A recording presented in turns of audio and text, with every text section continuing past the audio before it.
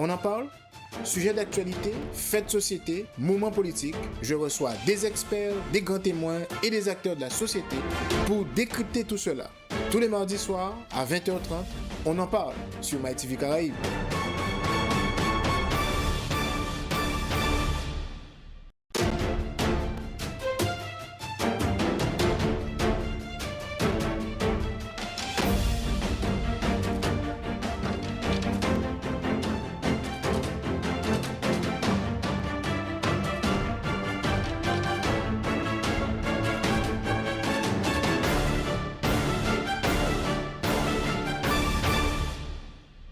En Guadeloupe comme en Martinique, le muscle de notre économie, ce sont les TPE, les PME et nos artisans.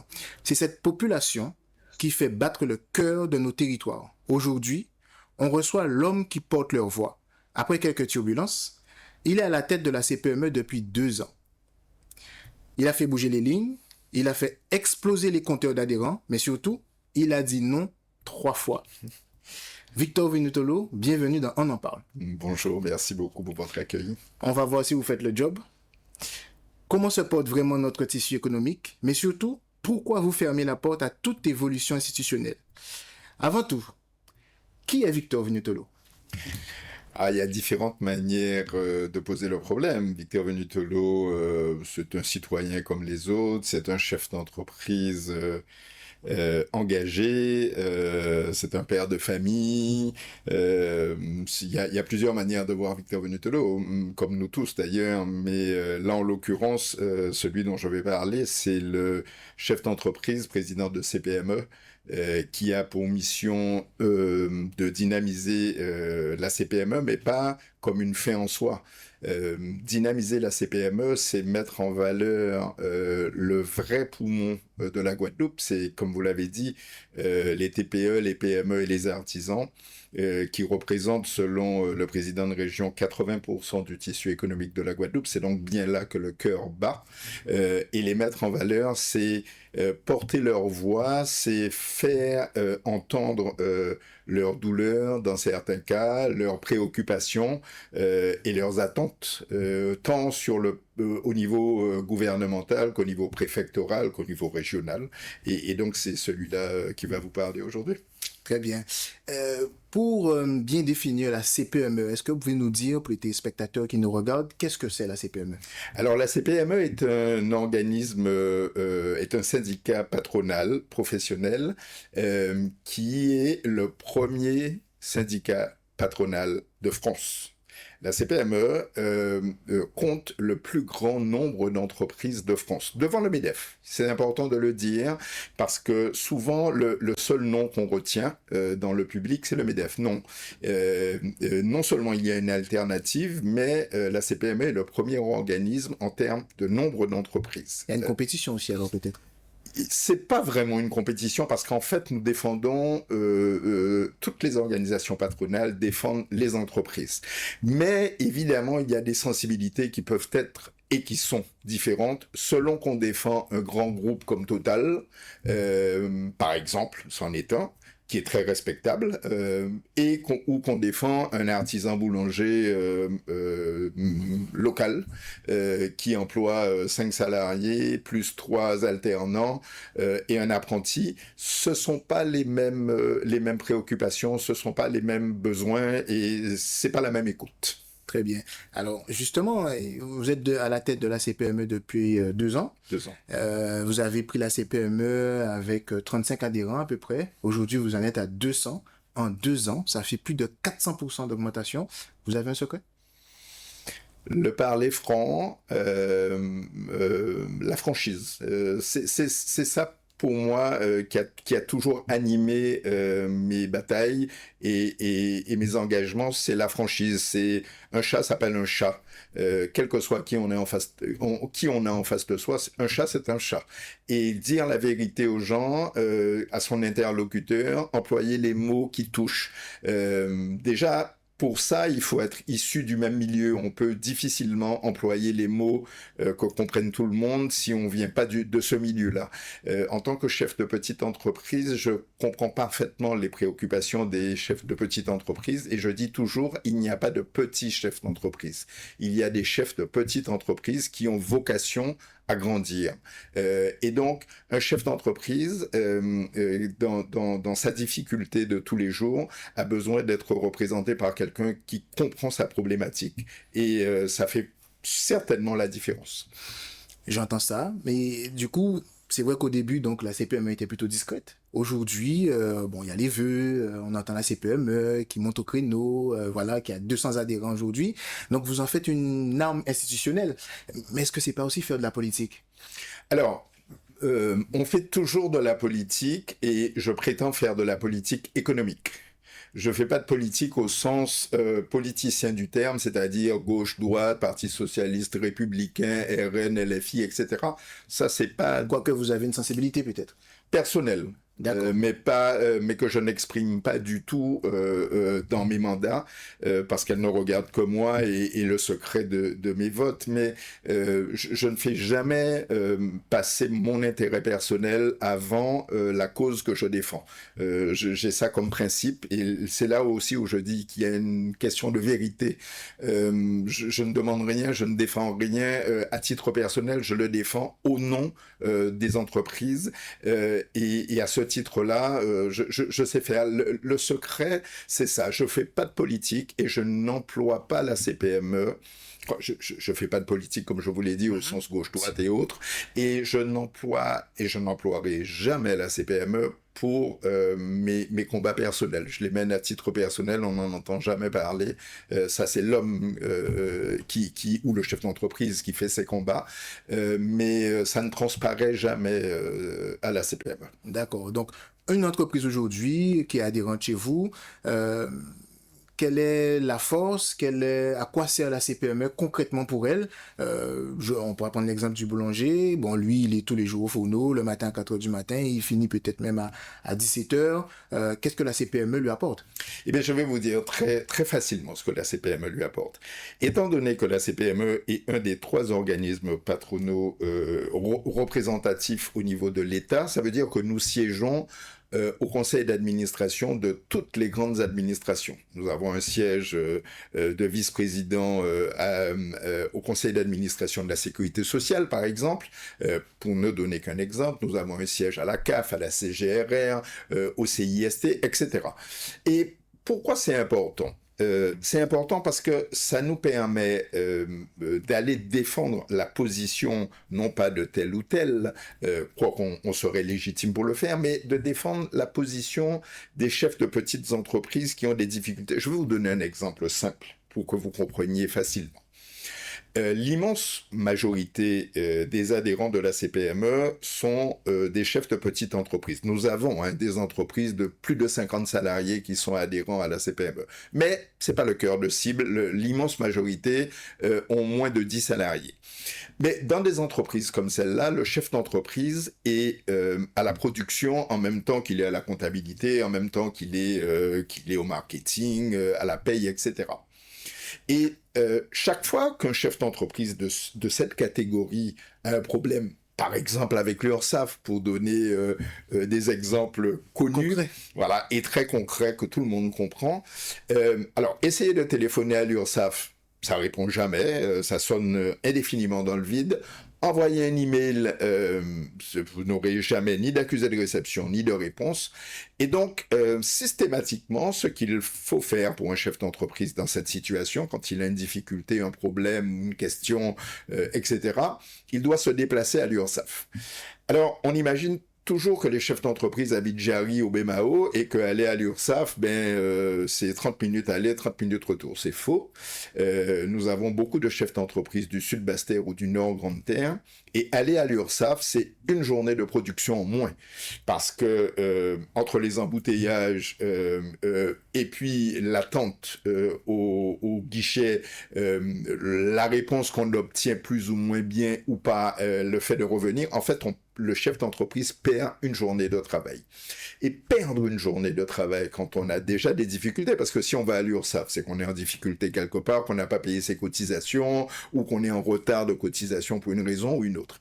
Et donc, dans de telles conditions, ajouter un problème à un problème est une grande difficulté. Eh bien, nous, ce que nous avons fait, mais ça, il faut sentir le cœur battre pour le savoir, c'est que la première des choses que j'ai voulu faire quand j'ai été élu président, c'est de créer une convention. C'était inédit, ça ne s'est jamais fait en Guadeloupe, ça ne s'est jamais fait en métropole, à ma connaissance.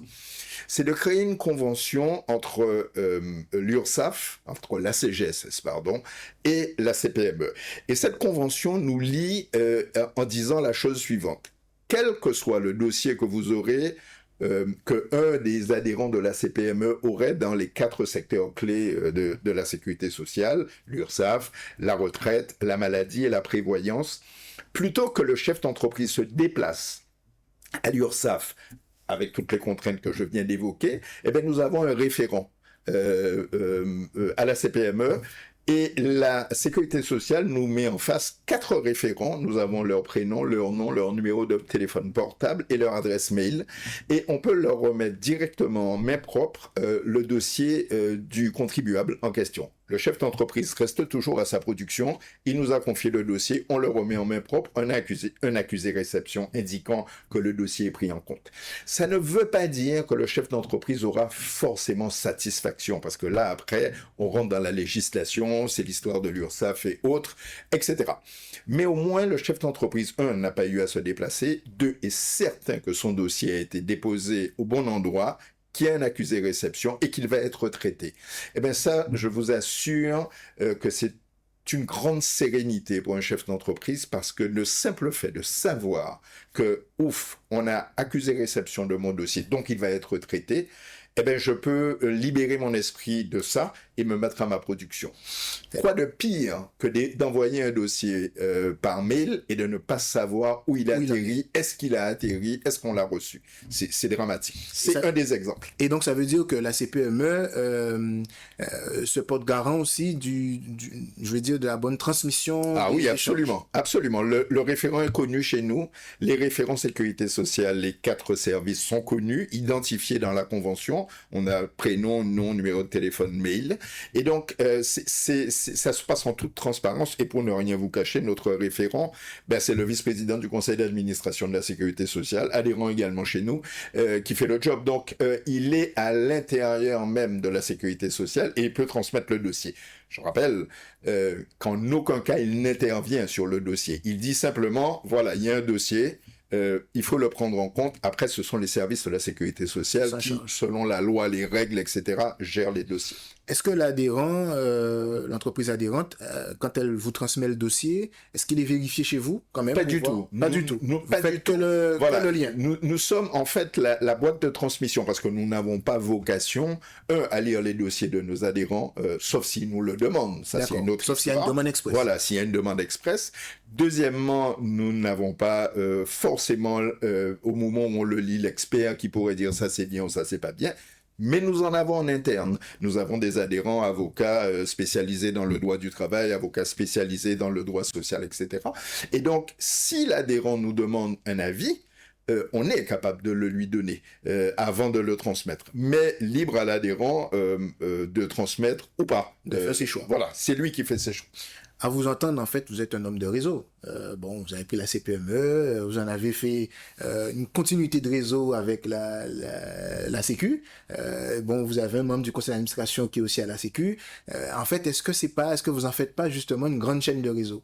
Alors, oui, le but du jeu, c'est ça. Le but du jeu, c'est de créer du réseau partout.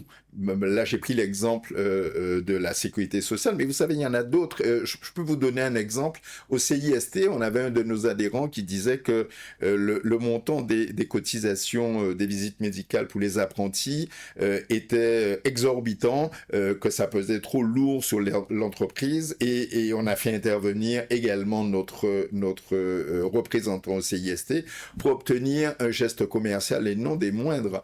Il correspond à moins 50%, je dis bien moins 50% pas pour les adhérents de la CPME, parce que quand on défend quelque chose, on défend toutes les entreprises de Guadeloupe, donc pour toutes les entreprises, mais c'est la CPME qui a été à l'origine de la demande. Et oui, le but du jeu, c'est qu'on soit le plus nombreux possible, non pas pour dire c'est nous les plus forts, c'est nous les plus grands, ça n'a aucun intérêt ça, mais parce que plus on est nombreux, plus on peut peser sur nos interlocuteurs, plus nos interlocuteurs nous prennent au sérieux, parce que si on représente 30 entreprises ou si on en représente 200, on n'a pas le même regard sur nous. Et je vous donne un scoop, on sera beaucoup plus nombreux la prochaine fois où on se rencontrera, parce que notre objectif n'est évidemment pas de rester à 200, mais oui, c'est créer un réseau, c'est créer de la force pour dire, voilà, nous on représente ça, on voudrait pouvoir discuter avec vous de ça et après, oui, ça se passe par réseau, absolument. Très bien. Lors de vos vœux pour la CPME, vous avez indiqué une trajectoire pour l'IA et l'unification de l'information. Est-ce que vous pouvez nous en dire plus? Alors, moi je suis, pour être très clair, très inquiet pour ce qui va se passer en Guadeloupe, mais dans toute la France, avec la facturation électronique. Qui arrive là bientôt, au mois de septembre, toutes les entreprises de Guadeloupe doivent absolument pouvoir recevoir leurs factures en étant agréées facturation électronique. Et septembre 2027, toutes les entreprises de Guadeloupe et de France métropolitaine, hexagonale, je ne sais plus comment on dit, devront également pouvoir émettre des factures exclusivement en étant reconnues facturation électronique. C'est un changement de société majeur qui est juste devant nous, là, à nos portes, à partir de septembre prochain. Mais vous imaginez bien que pour qu'on passe en septembre, il faut que le travail ait été fait en amont. Ça veut dire quoi, ça veut, la facturation électronique, souvent, un certain nombre de personnes pensent que c'est envoyer une facture via mail en format PDF ou Excel. C'est pas ça, la facture électronique. La facture électronique, c'est entrer dans un système où interviennent la DRFIP, la Direction des Finances Publiques, où intervient la banque, où intervient les différents organismes, et où on ne peut recevoir sa facture que par ce biais. En fait, la facture est déposée sur un serveur, et nous, on la récupère, et inversement, chaque fois qu'un client fait un achat chez nous, on transmet automatiquement, il n'y a plus de questions à se poser, via ce site où le client récupère sa facture. Mais ça veut dire quoi? Ça veut dire que dans certains secteurs qui n'étaient pas du tout informatisés, un pêcheur par exemple, un épicier, la dame qui vend des repas sur le bord de la route, les vendeurs de coco, etc. Mais là, je prends des entreprises qui n'ont pas pignon sur rue, mais je vais vous en donner d'autres, hein, les épiciers, etc., qui ne sont pas du tout informatisés. Et nous en avons beaucoup d'entreprises en Guadeloupe qui ne sont pas... On a un tissu économique, je dirais, qui est même parallèle. Absolument. Je ne parle même pas de celui-là. Je parle même pas du tissu non déclaré, parce que ça, c'est encore une autre histoire. Il est censé ne pas exister. Je parle bien du tissu déclaré, où il y a un SIRET, etc., etc. Mais comment on fait quand on n'est pas du tout informatisé? Moi, ce qui me fait peur, c'est que le chiffre d'affaires devient le résultat, si on ne peut pas déduire les factures qu'on reçoit et les achats qu'on fait. Parce que si on ne passe pas par ce système-là, eh bien, c'est bloqué. Donc, alors, déjà, on n'aura plus droit à la LEDEOM et autres, c'est ce que l'État dit. Alors, bien sûr, le directeur des finances publiques dit, ça ne sera pas tout de suite. Si, ce sera tout de suite. Il y aura peut-être un mois de décalage, mais bon. Comment faire pour obtenir un emprunt auprès de sa banque, puisqu'à partir du moment où on ne sera pas dans ce système, mais la banque dit, mais moi, j'ai pas à vous donner. Donc, pas vos éléments. J'ai pas, voilà, je peux pas vous faire un prêt. On entre vraiment dans un autre pays. Ce sera plus la Guadeloupe qu'on a connue jusqu'à présent. Et donc, là, je dis, attention, il y a sûrement des bons côtés à cela. Il paraît que c'est fait pour empêcher la fraude fiscale. Bon, j'ai un doute sur les grands fraudeurs, parce que le monsieur qui a dit un jour à l'Assemblée nationale, je vous regarde les yeux dans les yeux et je vous jure que je n'ai rien eu à l'extérieur, mais il représente 100 000 petites épiceries qui auraient pu faire de la fraude. Donc, voilà. C'est un changement de société. Mais alors, qu'est-ce que une organisation, justement, comme la CPME, donc Guadeloupe et aussi France, puisque c'est la première force syndicale patronale de France, peut faire, puisque là, on est à l'aune de ce changement-là, on est déjà en 2026. Qu'est-ce que la CPME peut faire et qu'est-ce que la CPME a prévu de faire? Alors, j'avoue mon impuissance là-dessus. La CPME aurait peut-être pu faire quelque chose au moment des négociations, au moment de la réflexion, etc. Peut-être. À ce moment-là, j'étais pas président de CPME et j'étais même pas adhérent de CPME quand ça avait été négocié à l'échelle européenne, quand ça avait été prévu, planifié à l'échelle européenne. Aujourd'hui, la seule chose que nous pouvons faire, me semble-t-il, c'est accompagner du mieux qu'on peut nos chefs d'entreprise pour que la transition se fasse le moins possible dans la douleur. Ouais, avec moins de douleur possible. C'est ça. D'accord, ok. Bon, on verra. Donc, ça veut dire que là, est-ce que vous avez peut-être des réunions d'information, Absolument. des choses sur le sujet? Absolument. Nous avons déjà fait des réunions d'information en interne avec des adhérents qui sont experts comptables et autres. Les banques prévoient de nous accompagner pour faire également des présentations. Et je dis tout de suite à tous les téléspectateurs qui nous écoutent, chefs d'entreprise, n'acceptez pas de suivre une formation payante pour la facturation électronique. C'est de l'escroquerie. La facturation électronique, c'est vous expliquer que vous n'avez pas le choix demain matin. On ne peut pas vous faire payer pour ça. Voilà. Bien. Avec la franchise toujours que vous avez. habituelle. Bon, le 25 juillet 2025, à la région, lors d'un forum organisé par le président de région, vous avez dit non à une évolution institutionnelle. Le 23 janvier, lors de vos vœux, vous avez encore dit non. Et puis le 31 dernier, lors des vœux aux forces vives de la région, vous avez enfoncé le clou. Mais vous avez quelque chose contre les politiques de Guadeloupe? Alors, reprenons un peu la genèse de l'histoire. Le 25 juillet, lorsque le président de région réunit toutes les forces vives de la Guadeloupe, patronales et syndicales, c'est la première fois et la seule fois où toutes les forces économiques, syndicales et autres ont droit à la parole sur ce sujet.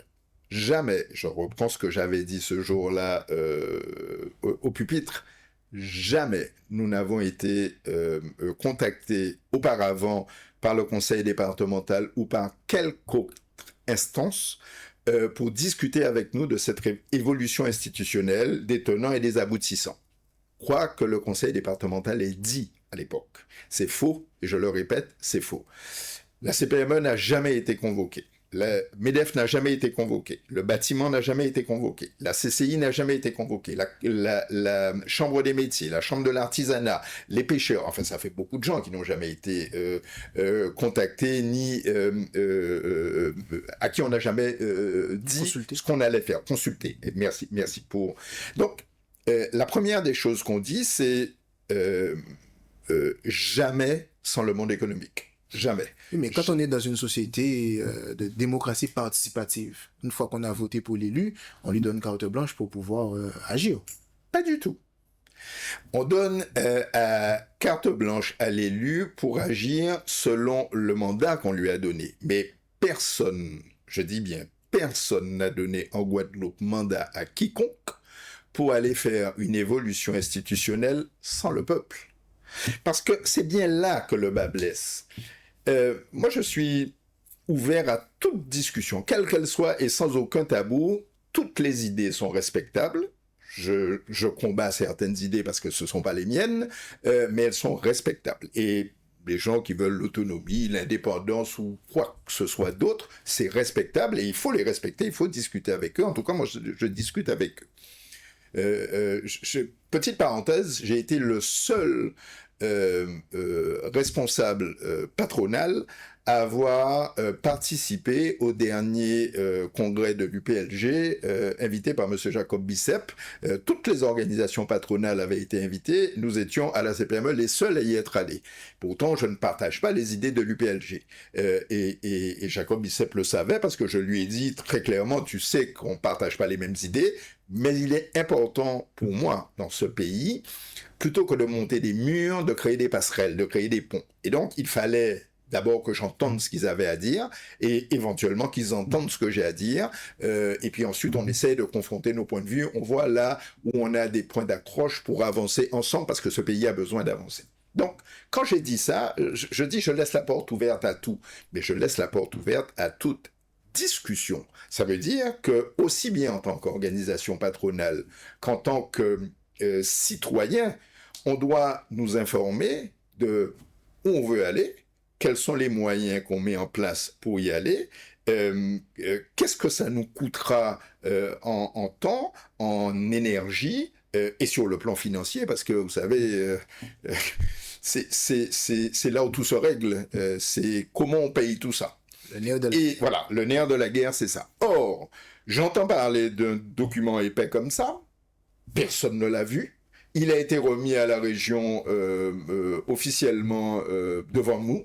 Moi, je ne l'ai toujours pas reçu. Donc, quand on dit toutes les organisations ont été consultées, je dis non, le MEDEF ne l'a pas, la CCI ne l'a pas. Je suis élu de la CCI, je peux vous garantir qu'on l'a pas à la CCI.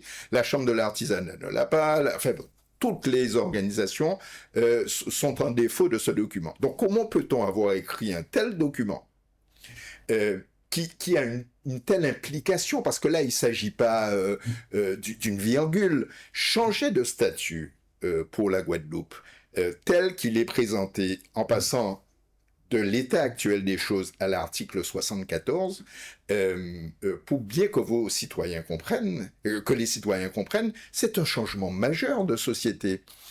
On passe du droit commun institutionnel à l'autonomie. On vote nos lois, on prélève nos impôts, mais il n'y a plus de solidarité nationale. Et vous pensez que la Guadeloupe n'est pas prête? Les Guadeloupéens ne sont pas prêts pour ça?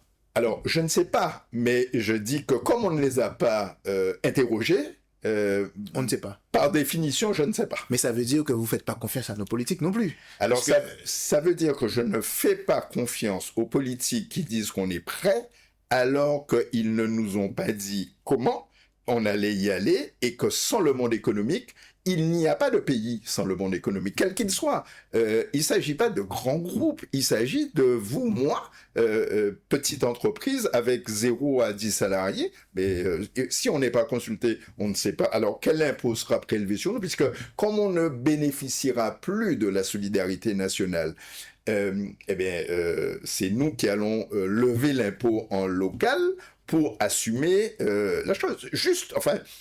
Quand on voit le déficit juste sur les prélèvements sociaux, entre ce qu'on prélève et ce que la France redistribue, je me dis, mais où on va prendre cet argent? Où on va prendre, en cas de cyclone, regardez ce qui s'est passé à Mayotte. Quand le cyclone est passé, l'État fait un prélèvement fait exceptionnel parce que Mayotte n'est pas dans le droit commun. Donc, il faut bien dire tout ça aux Guadeloupéens. Et si les Guadeloupéens sont prêts à tout ça après discussion, j'ai pas d'état d'âme. Le peuple sera toujours souverain, toujours. Il faut respecter le peuple. Mais à partir du moment où on veut je veux pas employer des termes trop forts, en tout cas par des artifices, passer au-dessus du peuple. Et il y a une possibilité, contrairement à ce qu'un certain nombre de personnes pensent, où ils se disent « Mais non, c'est pas la peine de s'impliquer parce que de toutes les façons, on sera obligé de faire un référendum local. » Je dis « Non, vous vous trompez. Il y a une astuce pour ne pas faire un référendum local. » Et c'est d'ailleurs exactement ce que ces politiques sont en train de faire. Le processus est simple. C'est... on demande à l'État de faire une seule collectivité, de faire la fusion de la région et du département. Pour cela, le Parlement doit se réunir à Versailles, c'est-à-dire députés et sénateurs, et dans la foulée, eh bien, on peut très bien, à cet endroit-là, décider que comme on est réunis, eh bien, on peut passer du 73 au 74 et on n'a pas consulté le peuple. Et ça, je trouve ça insupportable. Et je trouve que ce n'est pas respectueux pour les électeurs parce qu'aucun électeur n'a donné pouvoir à aucun politique de Guadeloupe pour faire ce changement majeur dans sa vie. Donc vous êtes en train de faire un appel pour les élections à venir, là? Non, parce que je fais pas de politique politicienne, je fais de la politique économique exclusivement. Très bien. On a bien compris. Un mot sur le Mercosur qui est certainement en passe d'être appliqué entre l'Union européenne et puis les pays du Sud, d'Amérique du Sud. Vous savez, j'ai lu il n'y a pas très longtemps, je ne sais plus quel en était l'auteur, que le Mercosur pourrait être une chance pour la Guadeloupe. Je ne comprends pas comment ça pourrait être une chance pour la Guadeloupe. C'est déjà pas une chance. Mais vous n'êtes pas réfractaire à tout. Je suis réfractaire à tout ce qui met la Guadeloupe en difficulté. Donc, si le Mercosur met la Guadeloupe en difficulté, je serais réfractaire au Mercosur. Pourquoi ? Notre credo, mon credo personnel, là par contre je vous parle vraiment de l'être humain, de l'homme que je suis, ma certitude, ma conviction profonde, c'est que la production locale doit être une priorité, et là c'est de la politique. C'est pas de la gauche et de la droite, mais c'est de la politique au sens de la cité, et je vais vous expliquer pourquoi. Si nous ne faisons que acheter de l'importation, quelle que soit l'importation, animale, végétale, matière grise ou autre. Quand nos enfants à 14 ans devront faire un stage, ils vont le faire dans quelle entreprise ? Parce que si on ne fait que de l'import, on n'a plus d'entreprises locales, on n'a plus d'usines, on n'a plus de production animale, végétale, on n'a plus de production de porc, de poulet, d'œufs, etc. On ne fait qu'importer de Nouvelle-Zélande ou de Pologne, peu importe, j'ai rien contre ces gens-là. De toutes les façons, nous n'arriverons jamais à fournir ce qu'il faut. Mais on doit quand même s'interroger sur notre pays.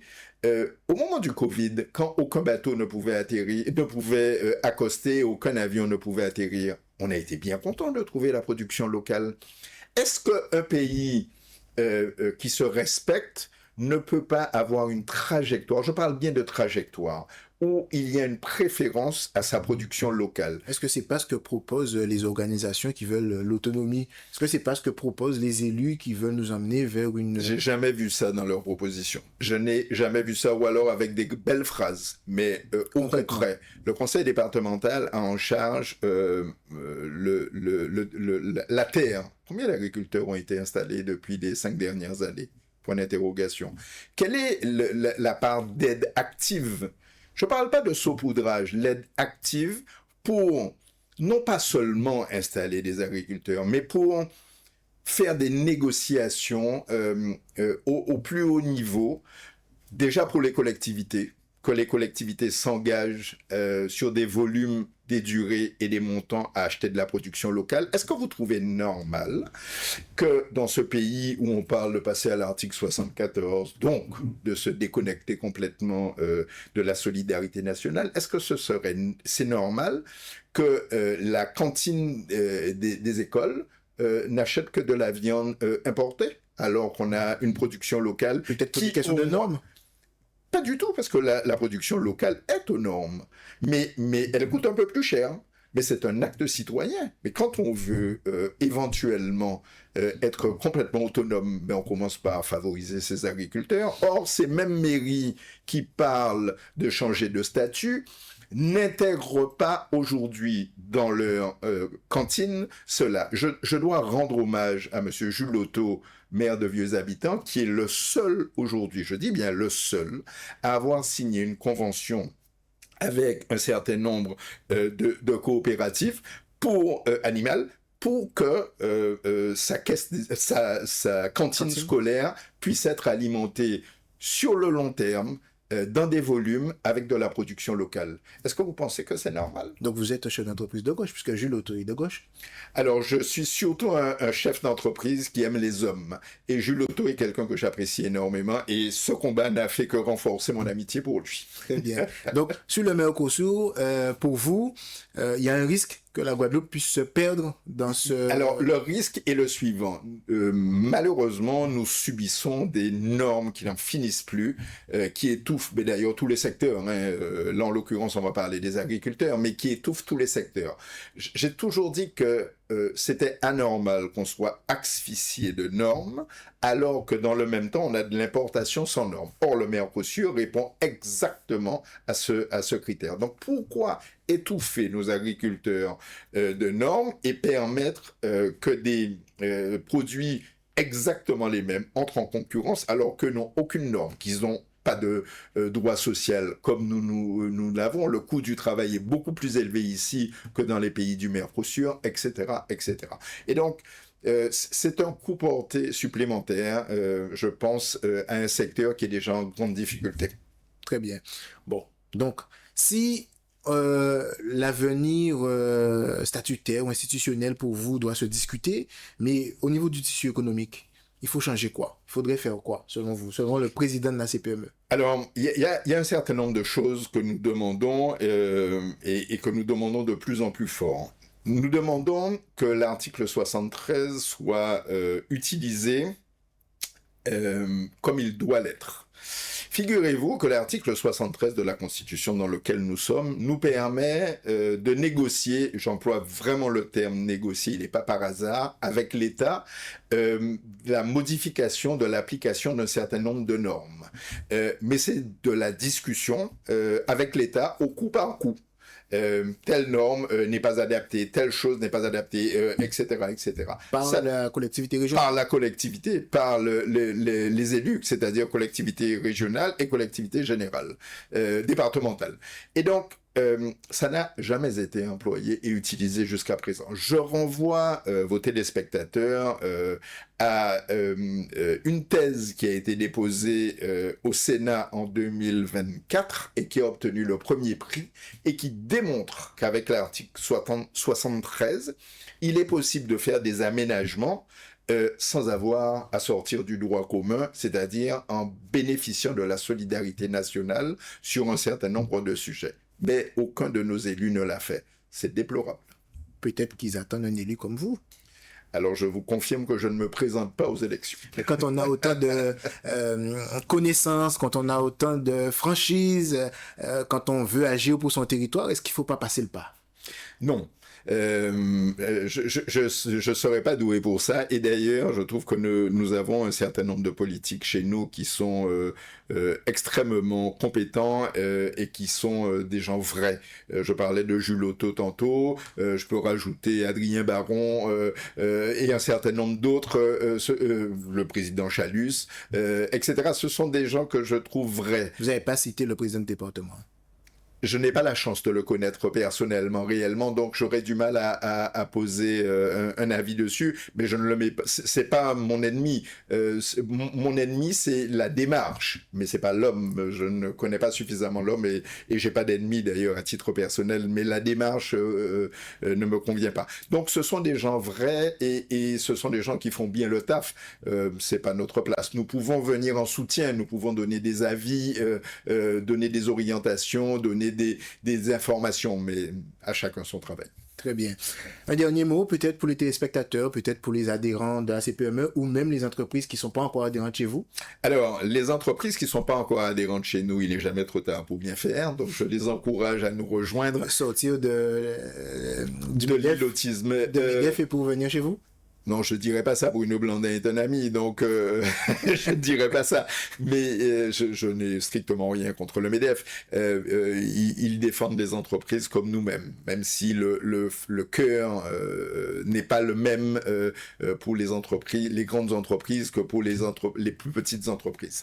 Nous sommes, me semble-t-il, mieux habilités à les défendre que quiconque.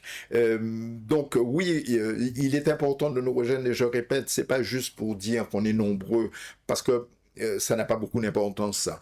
C'est parce que plus on est nombreux, plus on peut peser fort et plus on peut faire entendre notre voix et plus on nous écoute avec une oreille beaucoup plus attentive.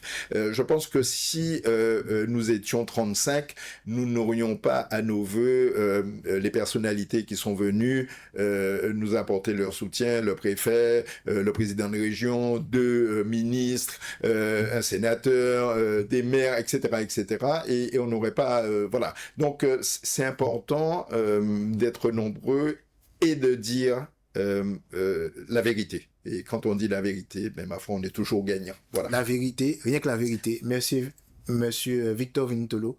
Merci d'avoir été avec nous. Merci beaucoup.